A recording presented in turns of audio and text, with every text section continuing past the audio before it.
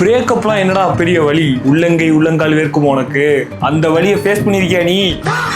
இங்க பார், இது மாதிரி உன் கை வேர்க்குமா? என்ன மாதிரி யாரெல்லாம் அந்த கொடுமையை ஃபேஸ் பண்ணிருக்காங்களோ அவங்களுக்கு மட்டும்தான் நான் சொல்ற வலி புரியும். நீ கேட்கலாம், கை வேர்க்கிறதுல என்னடா பெரிய வலி இருக்கு? நீங்க பாரு, நான் பேச பேச என் கையில இருந்து அமிர்தம் சுரக்கிற மாதிரி சுரந்துகிட்டே இருக்கு. ஒரு போன் யூஸ் பண்ண முடியாதா எங்களால? ப்ராப்பரா யூஸ் பண்ண முடியுதா? நான் படாத கஷ்டமே இல்ல. ஒரு கால் வரும், காலை எடுத்து அட்டன் பண்ண முடியாது என்னால. என்னடா பண்றது அப்படின்ட்டு தேய்ச்சி எங்க தேய்ச்சி பக்கத்துல ஆளை பிடிச்சி ப்ரோ இந்த காலை மட்டும் அட்டன் பண்ணி விடுங்க ப்ரோ.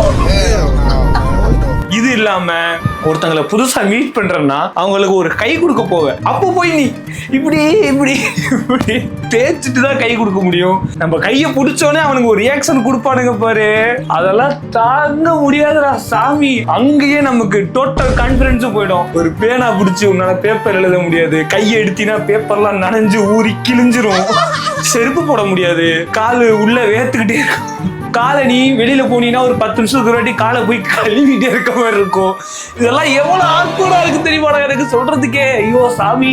ஏதாவது ஒரு இடத்துக்கு போறீங்க, ஒரு சின்ன பதட்டம் வருதுன்னு வச்சுக்கோங்க, கும்பு கும்பு கும்பு கும்புன்னு வேர்த்து ஊத்துவோம். என் காலேஜ்லாம் நான் படாத பாடே கிடையாது. அதனால இன்னொரு டைம் உங்க ஃப்ரெண்டுக்கு யாருக்காவது உள்ளங்கை உள்ளங்கால்லாம் வேர்க்குதுன்னா அவனை ரொம்ப ஆக்வர்டா ஃபீல் பண்ண வைக்காதீங்க. உங்களை இது ஒரு தாழ்மையான வேண்டுகோள். அவ்வளவுதான், வீடியோ முடிச்சுக்கிறேன். அடுத்த வீடியோல பார்ப்போம். சத்தியமித்ரா குடிங்க தெம்பா இருக்கும்.